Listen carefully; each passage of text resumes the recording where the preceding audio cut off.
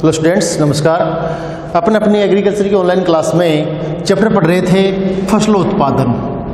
फसलों उत्पादन के अंतर्गत अपन ने पहले अनाज वाली फसलें पढ़ी थी और 2 नंबर पर अपनी दलहन फसलें चल रही थी। दलहन फसलों में अपन ने पीछे 4 फसलें पढ़ ली हैं। आज अपनी जो फसल है वो है चौला। चौला, इसको अपन लोबिया भी कह सकते हैं। चौला फसल पढ़ेंगे। सबसे पहले चौला के अंदर उसका वानस्पतिक नाम, तो चौला का वानस्पतिक नाम है विग्ना अंगुइकुलेटा। अंगुइकुलेटा।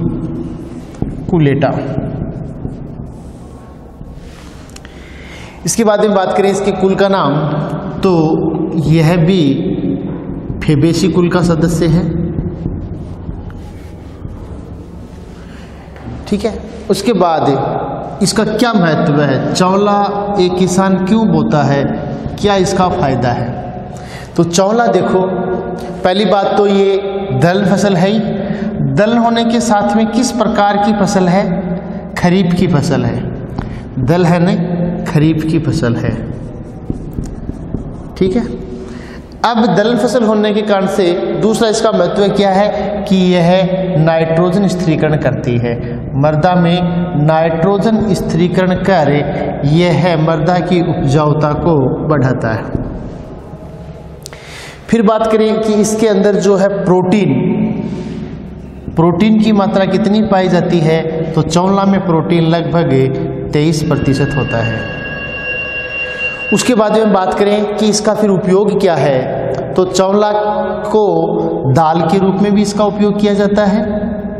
दाल के अलावा इसकी जो कच्ची फलियां हैं, उन कच्ची फलियों का उपयोग सब्जी के रूप में करते हैं। उसकी सब्जी बनाई जाती है जो काफ़ी पौष्टिक होती है।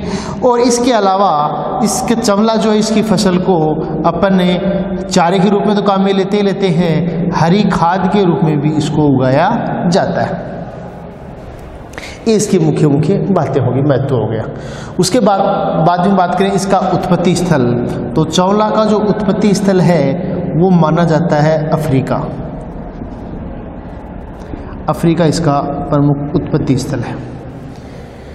फिर लास्ट में अपन बात करें इसके उत्पादक जिले, तो उत्पादक जिलों में नाम आता है, जैसे अपन इधर से लेकर के चले अलवर, भरतपुर, झुंझुनू, गंगानगर, हनुमानगढ़, इन जिलों में चौला की खेती है वो काफ़ी की जाती है। ठीक है, ये इसकी मुख्य बातें थी। अब बात करते हैं इसकी सस्य क्रियाओं की। चौला की सस्य क्रियाएं जो अपने बोर्ड एग्जाम में इसमें से 4 बिंदु पूछे जाते हैं। सबसे पहले सस्य क्रियाओं में आता है जलवायु। अपन सब जानते हैं कि चौला खरीफ की फसल है, दलहन फसल है। अपने राजस्थान में इसको खरीफ ऋतु के रूप में बोया जाता है, क्योंकि राजस्थान की जलवायु जो कैसी है, शुष्क व गर्म है। तो चौला किस प्रकार की जलवायु वाली फसल है, यह है शुष्क व गर्म जलवायु वाली फसल है।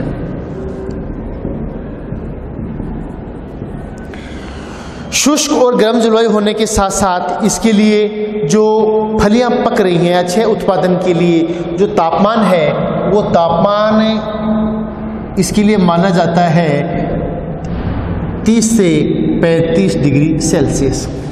30 से 35 डिग्री सेल्सियस पर इसका अच्छा उत्पादन अपने को प्राप्त होता है। जलवायु के बाद में अपन बात करें नंबर दूसरा बिंदु, मृदा व खेत की तैयारी। मृदा व खेत की तैयारी। सबसे पहले मृदा, तो इसके लिए अच्छे जल निकास वाली बलुई दोमट मृदा है वो श्रेष्ठ मानी जाती है। अच्छे जल निकास वाली बलुई दोमट मृदा ये चौला के लिए श्रेष्ठ मानी जाती है। खेत की तैयारी के अंदर वही है कि पहली जुताई तो गहराई से मिट्टी पलटने वाले हल से करते हैं, उसके बाद 3-4 जुताई वो हेरों से की जाती है। हेरों की जो अंतिम जुताई होती है उससे पहले खेत में खाद और उर्वरक को बिखेर दिया जाता है, उसके बाद अंतिम जुताई करके खेत को पाटा चला करके समतल कर दिया जाता है। ये इसकी खेत की तैयारी में आता है। उसके बाद मृदा की तरह तीसरा बिंदु आता है अपना उन्नत किस्में।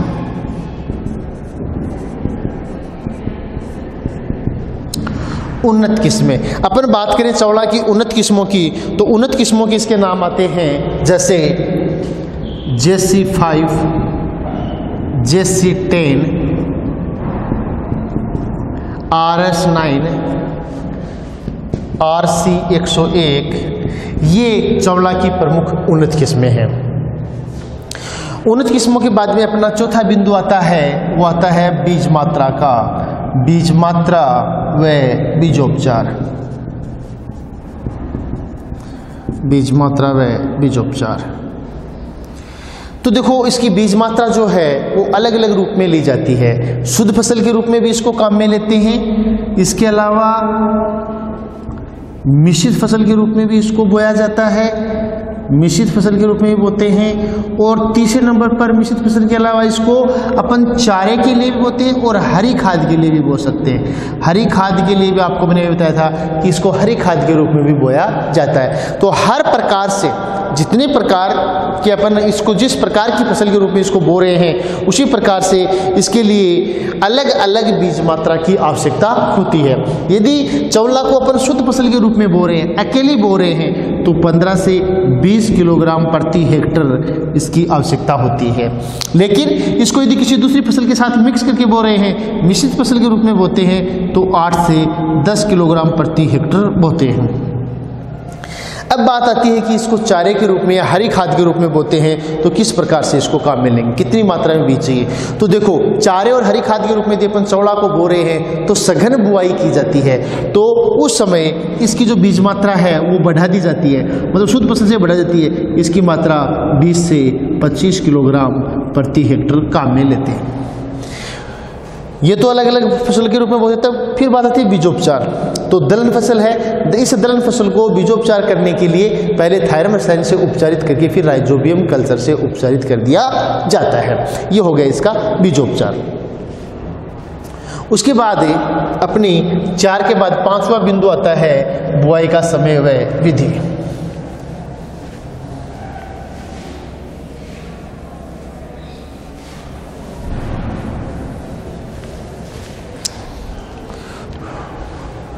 बुआई का 5वां बिंदु, बुआई का समय व विधि।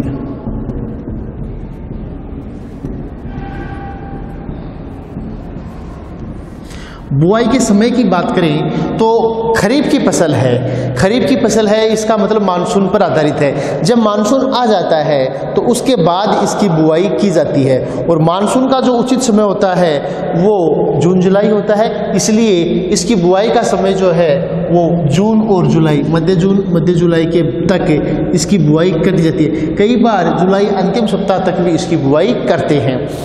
बुआई करने के समय के बाद में दूसरी चीज़ आती है इसकी बुआई की विधि। तो चूल्हे चौला है, इसको मुख्यतः है कतार विधि से ही बोते हैं। लेकिन कतार विधि में भी क्या ध्यान रखते हैं, कतार विधि से बोते समय जो पौधे से पौधे की दूरी है वो 10 सेंटीमीटर रखते हैं, पंक्ति से पंक्ति की दूरी है वो 20 सेंटीमीटर रखते हैं, और गहराई है वो 4 से 5 सेंटीमीटर रखते हैं। लेकिन यदि अपन इसको हरी खाद के रूप में यदि उगा रहे हैं तो यह दूरी कम हो जाती है, क्योंकि हरी खाद के लिए चौला की जो बुआई है वो सघन रूप में की जाती है। उसके बाद अपना आता है खाद व उर्वरक। छठा बिंदु आता है खाद व उर्वरक।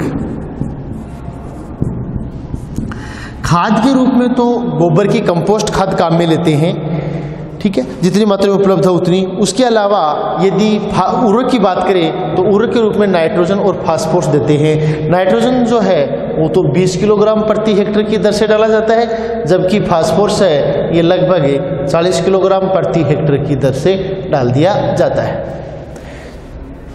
तो ये अपना छठा बिंदु हो गया खाद व उर्वरक। खाद व उर्वरक के बाद में 7वां बिंदु आता है सिंचाई।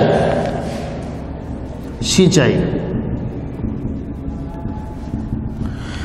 तो देखो चौड़ा जो है खरीफ की फसल आई थी, मानसून पर आधारित है, लेकिन फिर भी इसकी दो क्रांतिक अवस्थाएं हैं। सिंचाई की दो क्रांतिक अवस्थाएं कौन सी हैं? पहले नंबर तो इसके फूल बनते समय, जब फूल बनने वाले होते हैं उससे पहले उसकी सिंचाई की जाती है, फूल बनने के बाद में किसी फसल की सिंचाई नहीं करते हैं।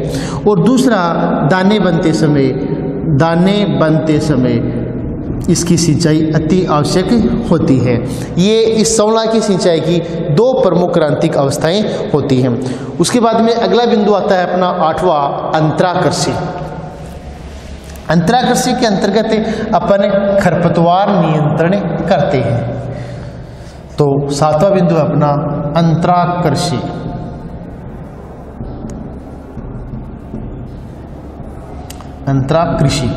अंतराकृषि के अंदर फसल के अंदर उगे हुए खरपतवारों को नष्ट करते हैं। तो बुआई के 25-30 दिन बाद खरपतवार नियंत्रण के लिए अपन निराई गुड़ाई करते हैं। यदि फिर भी खेत के अंदर खरपतवारों की मात्रा ज्यादा है तो फिर खरपतवारनाशी रसायन का उपयोग करते हैं। तो चौड़ा के अंदर है फ्लूक्लोरिलीन, इस खरपतवारनाशी रसायन का छिड़काव कर दिया जाता है। लेकिन यदि अपन ने इस चौला की फसल को हरी खाद के लिए बोया है तो फिर अपने को निराई गुड़ाई और इस खरपतवारनाशी रसायन का प्रयोग करने की आवश्यकता नहीं रहती है, क्योंकि यदि हरी खाद के रूप में अपन ने यदि बोया है तो उसको फूल आने से पहले ही हेरा चला करके और मिट्टी में मिला दिया जाएगा, जिससे चौला की फसल के साथ साथ खरपतवार भी हरी अवस्था में ही मिट्टी में दब जाते हैं, जिससे उत्तम किस्म की खाद तैयार हो जाती है। इसलिए यदि हरी खाद के रूप में बोया है तो अपन निराई गुड़ाई और खरपतवारनाशी रसायन का छिड़काव नहीं करते हैं। उसके बाद में अपना आता है पादप संरक्षण। 8वां बिंदु आता है पादप संरक्षण। पादप संरक्षण के अंतर्गत मैंने आपको बताया था कि प्राकृतिक आपदाओं और कीटों से बचाव किया जाता है। तो इससे चौला की फसल के प्रमुख जो कीट होते हैं वो होते हैं फली छेदक कीट, फुदका कीट। इस फुदका को मोयला भी बोलते हैं, फुदका कीट भी कह सकते हैं इसको और मोयला भी कह सकते हैं। इसके अलावा फली छेदक कीट हो गया, फुदका हो गया, ये इसके प्रमुख कीट हैं। इन कीटों के नियंत्रण के लिए अपने मेलाथियोन रसायन का छिड़काव करते हैं। मेलाथियोन रसायन का छिड़काव किया जाता है। ठीक है, ये था अपना पादप संरक्षण। उसके बाद में 9वां बिंदु आता है, वो आता है प्रमुख रोग व उनका नियंत्रण। प्रमुख रोग व उनका नियंत्रण। तो चौला जो है इस पौधे का एक प्रमुख रोग होता है जिसका नाम है शुष्क मूल विलगन रोग। शुष्क मूल विलगन रोग। इस रोग से क्या होता है कि जो चूल्हा है उस चूल्हे का पौधा पीला पड़ने लगता है। सबसे ज्यादा मेन प्रमुख रोग है जो चौले की फसल में अपने को देखने को मिलती है। पौधा अपने को पहले हरा भरा दिखाई देता है, लेकिन धीरे धीरे उसकी पत्तियां वगैरह है, तना है, वो धीरे धीरे पीला पड़ने लग जाता है और अंत में सूख करके नष्ट हो जाता है। उस रोग का नाम है शुष्क मूल विलगन रोग। ये चौला की फसल में होने वाला प्रमुख रोग है। इस रोग के बचाव के लिए अपने को क्वांटोजिन रसायन का छिड़काव करना चाहिए। क्वांटोजिन रसायन का छिड़काव इस रोग के उपचार के लिए किया जाता है। ध्यान देना कि यदि पौधे में अकेली पत्तियों का रंग पीला हो रहा है तो इसका मतलब पौधे में नाइट्रोजन की कमी है। लेकिन अपन यहाँ क्या कह रहे हैं कि पत्तियों और तने के साथ साथ में पूरा पौधा पीला होकर के अंत में सूख करके नष्ट हो जाता है, तो वो कौन सा रोग है? वो शुष्क मूल विलगन रोग है, जिसके लिए क्वांटोजिन रसायन का छिड़काव किया जाता है। और दूसरा जो प्रमुख रोग है वो अपन सारी फसलों में पढ़ते आ रहे हैं, वो है चूर्णी फफूंद रोग। चूर्णी फफूंद रोग फफूंद रोग, जिसका दूसरा नाम मैंने आपको बताया था पीछे भी, छाछा रोग भी इसको कहते हैं और पाउडरी मिल्ड्यू भी इसको कहते हैं। तो इसके कई नाम है, चूर्णी फफूंद रोग, छाछा रोग, पाउडरी मिल्ड्यू रोग। इसमें क्या है, पत्तियों के ऊपर सफ़ेद सफ़ेद रंग के धब्बे बन जाते हैं और उस रोग से बचाव के लिए आपको मैंने बताया था कि इसके लिए या तो केराथेन रसायन का छिड़काव किया जाता है या फिर गंधक के घोल का छिड़काव किया जाता है। तो ज़्यादातर अपने केराथेन या गंधक के घोल का छिड़काव ही करते हैं। तो ये थे चौड़ा की फसल के प्रमुख रोग, अपना बिंदु हो गए 9।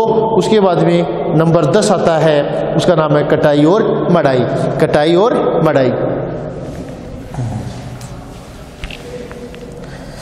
तो कटाई कब करनी चाहिए, चौला की फसल जो है उसकी कटाई अपने को कब करनी चाहिए? तो अपने को सबको पता है जब फसल पक जाती है। पकने का मतलब है कि जब फलियों का रंग जो है वो हरे से भूरा होने लगे, भूरा हो जाता है, सभी फलियों का रंग भूरा हो जाता है और पूरा पौधा जो है, देखो उसमें क्या होता है कि प्रारंभ में जो नई सबसे पहले जो फूल आते हैं उनसे फलियां पहले बन जाती हैं और शाखाओं के अंतिम सिरों पर फूल बाद में आते हैं तो उन पर फलियां बाद में बनती हैं। तो पहले वाली फलियां हैं वो पहले पक जाती है और बाद वाली जो फलियां हैं वो हरी रहती है। लेकिन कहने का मतलब जब 70 से 80% तक फलियां पक जाती हैं और उन फलियों का रंग भूरा होने लगता है तब अपने को उसकी कटाई कर लेनी चाहिए। कटाई करने के बाद डंडों से पीटकर या फिर थ्रेसिंग की सहायता से अपने बीजों को अलग कर लेते हैं। तो वो थी अपनी कटाई और मड़ाई। उसके बाद में आता है लास्ट बिंदु आता है उपज। तो चौला जो है इसके अपने को प्रति हेक्टर 8 से 10 क्विंटल उपज प्राप्त होती है। 8 से 10 क्विंटल प्रति हेक्टर इसे उपज प्राप्त होती है। यदि इसको अपन चारे के रूप में प्रयोग कर रहे हैं तो चारे के रूप में प्रयोग करने पर अपने को 100 से 150 क्विंटल प्रति हेक्टर की दर से चारे की प्राप्ति होती है। ये थी अपनी आज की चौड़ा की फसल। आज इतना ही। Thank you. Have a nice day.